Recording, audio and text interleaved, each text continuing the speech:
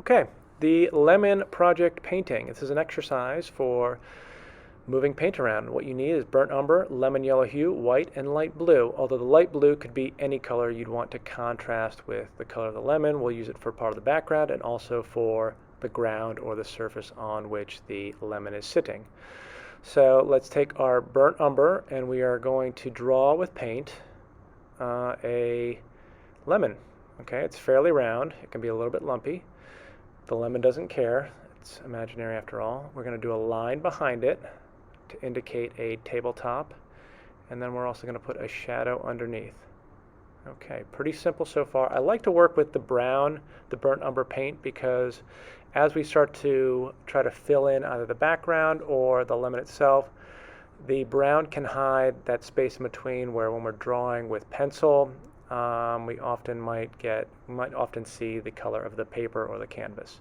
So here I am blending the light blue with the brown, and let's try to fill in the background. And the paint is a little bit more wet here. It's so that it will allow me to blend wet into wet. So it's darker there. As I move across the top to the right side, you'll see that I'm adding more of the blue and then maybe a little bit more of the blue with the white as I go, to give an indication that I have an imaginary light source to the top and to the right.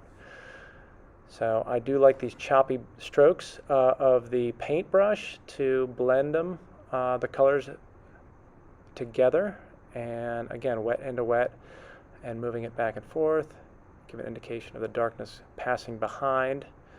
And it's really good practice to work on the background, and I do want the background to be as finished as the lemon itself. Okay, now into the lemon. We've done the brown on the bottom to indicate the shadow underneath. It is a spherical after all with those 2 points, and bring the yellow to the top and blend them together as they meet in the middle. You're gonna have to go back and forth quite a bit.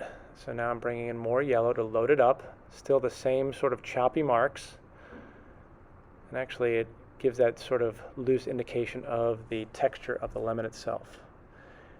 Adding in some darkness to the left side of that lemon, where that is actually the darker side, so that point will be a little bit darker overall.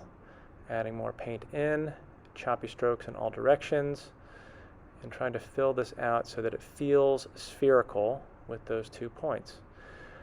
I am cheating towards the right so that the right side has a little bit more lightness to it as I'm painting with the contour of this lemon. Let's add in some highlights. But notice that the highlights, I can blend those in pretty seamlessly and work my way down into the contour of the bottom of that lemon. A little bit more white directly into this. That's probably the only white area on it. Now we can fill out the ground or the surface where the lemon is sitting, and I'm using that same blue, but I'm using less of the brown and more of the blue and only adding really white to it. I can blend it in when I want to with that shadow. Again, the same sort of choppy marks. I love the expressive nature and quick nature of this activity.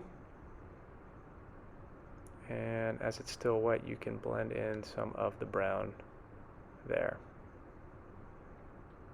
If you'd like to, you can give this illusion of the reflection of the blue surface towards the bottom contour of the lemon itself. And there you have it.